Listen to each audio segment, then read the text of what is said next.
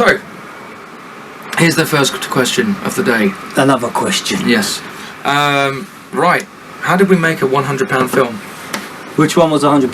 Pavilion. Yeah, it probably was about £100. No. Have you got the camera here that we shot it on? No, I sold it. Oh, you didn't sell it to like cash converters, did you? No, I didn't sell it to cash converters. I was about to say, because I saw one in cash converters. I think I sold it to somebody in the church. Is my SD card still in there? There's no SD cards in there. Okay, that's good. Good to know. Your SD card, I probably nicked it somewhere, sorry. No. You know it's mine because it says Kingston on it. Do you know what? I have to look. I have to look to see if it's there. I bet it is. SanDisk on one side and look at that. That is Kingston on the other. Yeah. So yeah, £100 film, $120 film if you're American. Yeehaw! Yeah. So Pavilion, we made that in 2016, 17. I think we shot it in 2018. No. Yes. 16 The Sword, 17 Raven's Time, 18. Really? Yeah. So there's a place, there's like a national park equivalent in our town called East Court where people go and do stuff and walk the dog.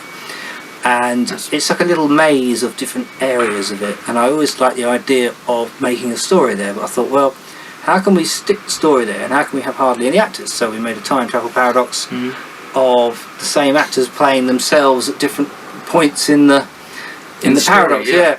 But I mean, that's just the idea. But you know, you write to your means. You write what you already have and what you have access to. So I said to somebody on Facebook the other day, "How do you do it?" I said, "Well, do you work at a barber?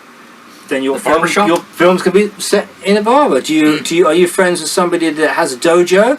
You've now got yourself a combat film in a dojo. Somebody training." You know, do you have farmland or access to that? Do that, woods, whatever. Yeah.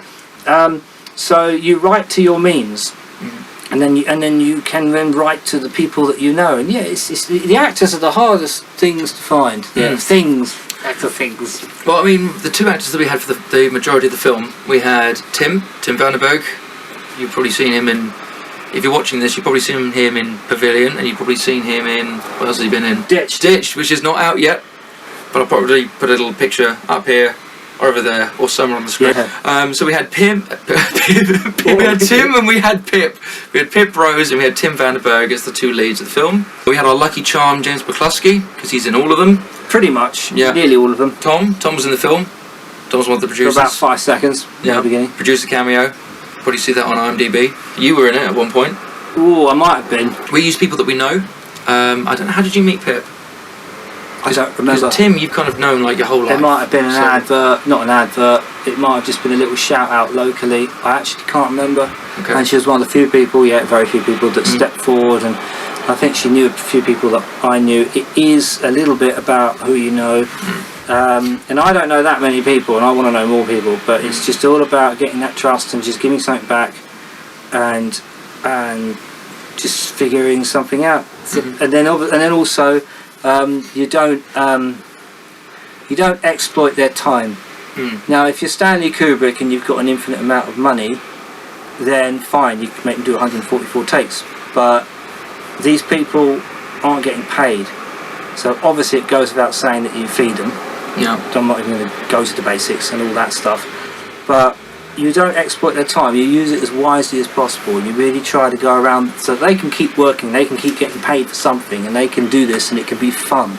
And it is hard work, but you try to make it as easy for them as possible. And then you try to make the film good as well. And then they might come back.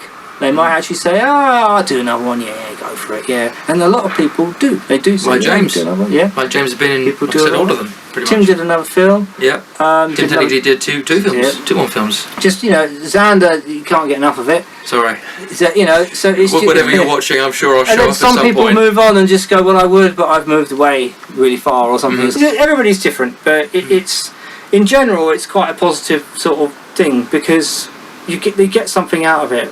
And a lot of people want to know what it's like, but it is an equal. For me, it is an equal relationship. It's not. I hear these horrible horror stories of Hollywood. I suppose what they're going to do, sue us.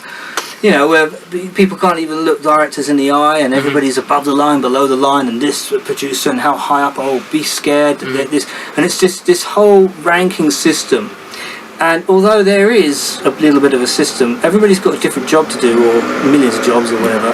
But for me, actors and directors and crew, everybody, they're all equal. They're just different sizes of camera and different jobs. That is all it is. And if you look at it from that point of view, again, you're doing each other a favour. And people that go, oh, paid, you know, nobody's ever paid me for the work I've done on any of these films. You know, that will never be made. I doubt very much that would ever be made back. And the little bit of money you might make from Amazon is just starts to cover a little bit of like the festivals and stuff, which is where all the money goes. Yeah. So most of the money really goes on the festival. There'll be the odd bits of food here and there. Yeah. What I wanted to ask about was the gear. So obviously we haven't got the camera anymore because you sold it. I hope you got a good price for it. So he's obsessed with this camera at the moment. Yeah. I mean that's why we're shooting it on one of these, but. So this is the C100 Mark II. I might have mentioned it in this video. I might have mentioned it in the other video. Difference is his camera turns round, his little screen turns round, so we're currently looking at ourselves upside down. So a camera like this would probably work for the whole run and gun thing, but we basically used a camera that was like a camcorder, really. So all the lenses were attached. There was no ND filters or anything. You just get out and you just point it and you go, say your line, and it's kind of then it's like, oh, I need a 50. It's like, no, you don't need a 50. You can, you know, electronically zoom out like an old camcorder, really. Yeah, it was the Sony MC2500, or E for Euro on the end. Was it called the M? MC. Was it MXC? 500? No, I think it was MC. Okay. It might be like the XR MC or something, but it's one of the last of its kind. But it was so big and bulky, but it was so light and it was just so comfortable. And you could put it on your shoulder, and everything was efficient. Really plasticky. Yeah, and really plasticky. Really, really plasticky. But it was just an absolute breeze to use, and it had image stabilization like crazy good. But the other thing is because the film was kind of a stylized film anyway, we didn't really need like a 4K camera. Like we're not really doing the whole 4K thing yet. Not just yet. No. The sensor it was a tiny sensor, something like 1/4 of an inch or smaller. It was absolutely minuscule. So the low light was terrible, but the ergonomics and the charm of it outweighed that. If I was to do a sequel, I wouldn't use that camera again or anything like that camera again. What would you use next time? I might use something like this, or I might use a C300 Mark 1 or just anything really. But the reason, one of the other reasons is the A7S Sony, the camera system, the battery system blew up during a test. So we said, well, let's go and get the other camera. We call it the Wolf, which is the big, bulky thing. So get the Wolf. We did a comparison, and the A7S looked far more professional, smooth, detailed, beautiful. Everything was better. But the Wolf was just very zany and vibrant, and almost it was quite camcordery. It was reminiscent of that sort of 90s look, but it was quite sharp. It was pretty good detail, and I just thought, well, for the sake of protecting all the lenses from crazy, scary people in this public park, because we filmed in a public place. Yeah. So because it was in a public place, basically we couldn't really put things down. So I mean, we could put things down, but we couldn't just like put a lot of things down. If we needed to move, then we'd need to move quick. So. Yeah, I didn't want to take all these lenses in the environment. I would do it now, but I don't know if I'd go into the environment now. So, it was a laugh. It was the war zone, but it really did unite us because it was us versus the world. Yeah. And the world was just a bit hostile, not horribly hostile, but there were just a few moments of people intentionally doing it, knowing that we were trying to make a movie and intentionally just trying to ruin it. There's one thing I remember. I'm going to be very careful about what I say here, but there was this one football guy. I say football guy. There's like a football coach or something, and all we needed was one more shot, just to get like a close up on someone's face or something. And we've been filming for about 30 minutes or something. And he was setting up this this football thing in the background, and it's like he was deliberately going for the corners nearest to us first, just to be a pain. Yeah, he actually said to us in the beginning, he said, oh, you're filming, oh, I'll give you a bit of time then. We went, I think you said, thank you. And then he just continued to do it. I didn't know. You said, can I have like 6 minutes or something? Yeah. And he was like, oh yeah, sure. And then he just kept setting up anyway. Yeah. So I just dodged him. Just dodged. Sort of like went a bit low to make sure that he's not there. Yeah, I don't even remember it all. But it wasn't the worst thing that happened. But it was just a bit like, oh great, because the continuity of it was. But at the same time, we shouldn't have really been filming there anyway. I mean, I don't know if he intentionally did it or not. I know that the guy in the bush did, and I know that the kids clapping did. Yeah.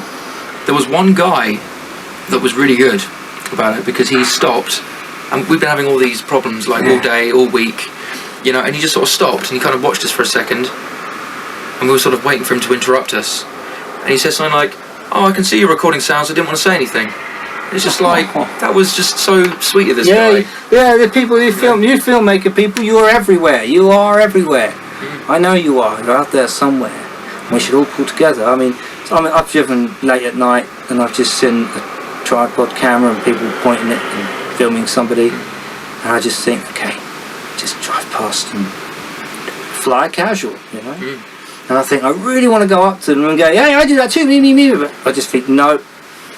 Leave it be. Let them do it, you know, and that's it, because that's what I'd want them to do for me. So yeah, in terms of how we made a let's say £300 film, in terms of a £100 film, there weren't really any costs apart from just looking after the actors with food, and there was a flower or a few roses, maybe a jacket that was never used. Yep.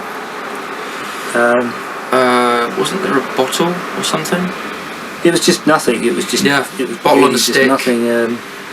Oh yeah, and then some makeup, effects makeup, which was probably most of the budget. It's probably like 60 quid or something for the end scene. One other thing I want to mention quickly is when it comes to getting royalties for a film, if you spent no money on a film, then you're going to recoup those losses very, very quickly. Yeah. And, you know, like, people are like, oh, you know, you've not made much, have you? Well, we didn't spend much. And I know that you wrote about that in your book. Yeah, apparently Blair Witch Project, I don't know about now, but apparently that made more percentage profit than any movie in history. Really? Yeah, because it only cost like $25,000. So because it made so many millions or whatever, the magnification, the percentage that it made was more than, say, Marvel Avenger, 500 million. Marvel Avenger. Yeah, because $1 billion would only be a double profit there. Yeah. Whereas a measly million profit over a $25,000 film is really, I can't do the maths in my head, but it's a ridiculous amount. So if you don't, and your losses, you put time and effort into it, you didn't put that much money into it, so you can just enjoy it and not take it so seriously if it does end up being a bit crap, or if whatever happens. You're not selling your house for it. So that's something that I think is quite important with it. You have the flexibility, you have the means to not do that much, but you have the freedom to do anything you want. Yeah, that's quite a good answer. That's a very good answer. Yeah. I was going to add on something to that, but I can't remember what it was, quite frankly. I think you covered it very well. If you have a producer come down, and I'm not saying that I would say no to a producer, I'm not saying I thought you were about to go into another story then. No, but it's like, yeah, I'd love it if a producer got involved and gave me a budget, because if I can do what I've done with no money, then it would be really lovely to actually say, wow, I can actually have those extras. I can actually have that stuff, and you know, that everything. But if a producer came down and said, oh, you know, I'll put some money in, they're going to want to take control. Yeah. Because if they think I do something that won't make them money, they won't let me do it. And if I say I'm going to do it anyway, they'll just not give me any money. So it's about the control and the trust. It's having all the budget doesn't give you absolute freedom unless you're super famous like Steven Spielberg or something. But ironically, having no producer and no budget gives you all the freedom, but you just haven't got the means to do it. No. So if you can find stuff that you've got the means to do, then in that subject, like the barbers, like the woods, like whatever, you've got ultimate freedom. So it's just, it's crazy. The other thing is, what was I going to say about having no money? I've lost it, but it'll probably come to me on another video. On another video. We'll find out after the break. You know, back in the 90s, and they used to do that on, like, This Is Meridian Tonight. Yeah. You know, I used to go, we'll find out after. There's no paper around it. They used to go, we'll find out after the break. And it was with a little with the paper. That was the news today, and it. Yeah. And I used to feel that was like the signal. Like that was the signal saying, right, we're going to cut away now. Yeah. But yeah. So thanks for watching this video, and hope that helps. And we'll see you in the next one. And be vigilant. Stay vigilant. Be vigilant. Be vigilant.